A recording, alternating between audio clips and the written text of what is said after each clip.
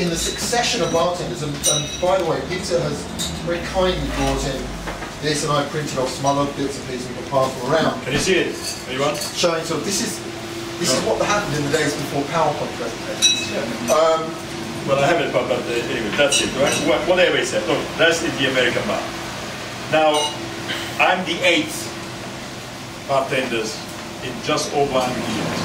So you can imagine, it's pretty good, isn't it? Only 8 head bartenders in the bar for just over 110 years. 110 years. So you did very well. But this it is. It was the second American bar in Europe.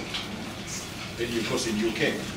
The first was the Criterion. The Criterion in Piccadilly. I think it's you can see with the that is Criterion. That is now only function place. It used to be great. I mean, and all the bar, and all imported from the States. They had the eagle in front of the bar, the eagle from the States. So it was an amazing bar.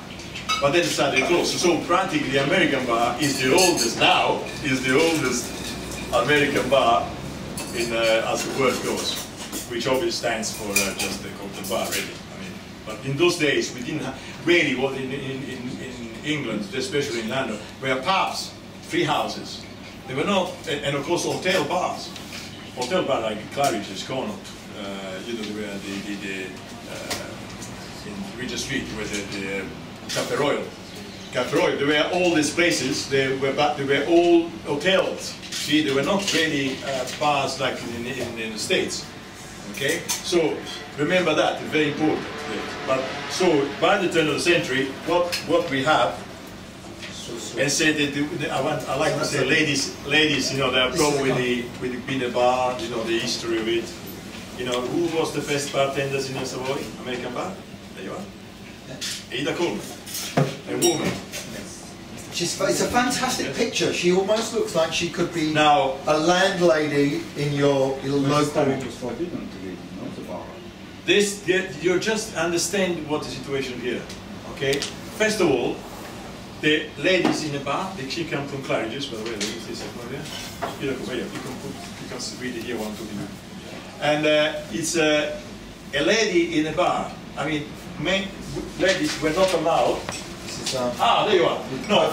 So the was famous, by the way, won the classics. Of course, we talk about classic. What about when we refer about classic? We talk about simple drinks, simple because we didn't have in those days fresh fruit. You're joking?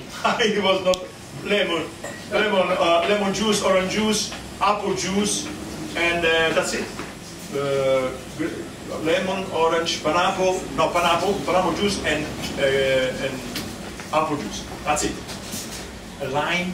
He's joking. We never had. I've seen the first lime I saw it in '76. The first lime I see.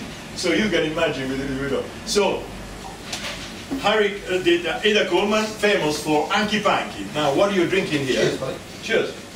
Hanky Panky. God bless her. God bless you, lady. Welcome to the bar, by the way.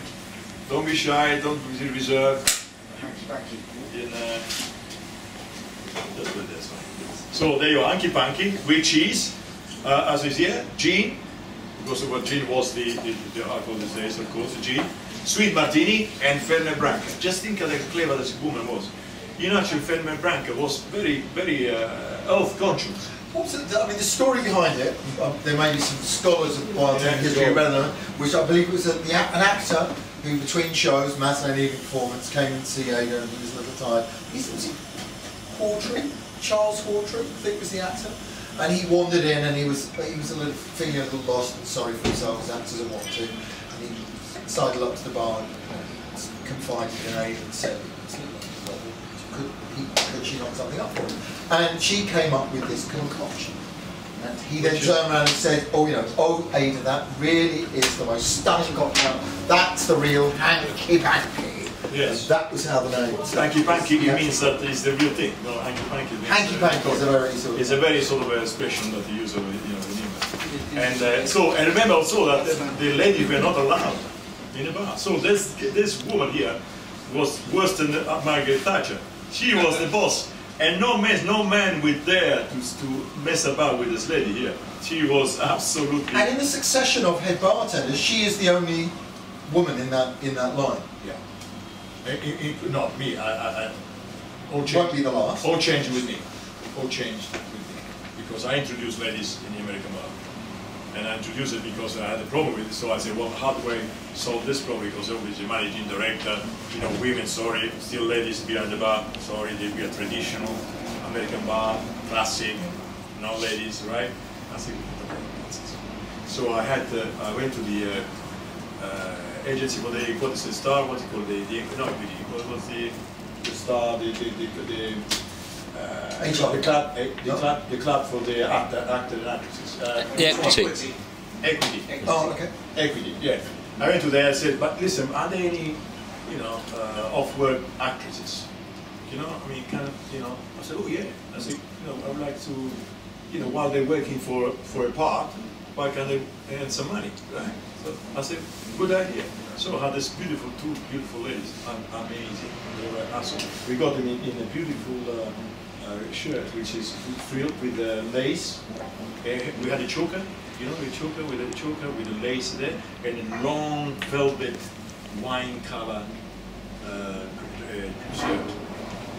They were absolute picture and a half. They made so much. You think that's why I can say to you that economically I'm okay. Just because of this two ladies started, I earned so much money within that, what, 8 months? They just money, and they didn't want parties and all. Attention to detail is a very important. We keep very business. attention.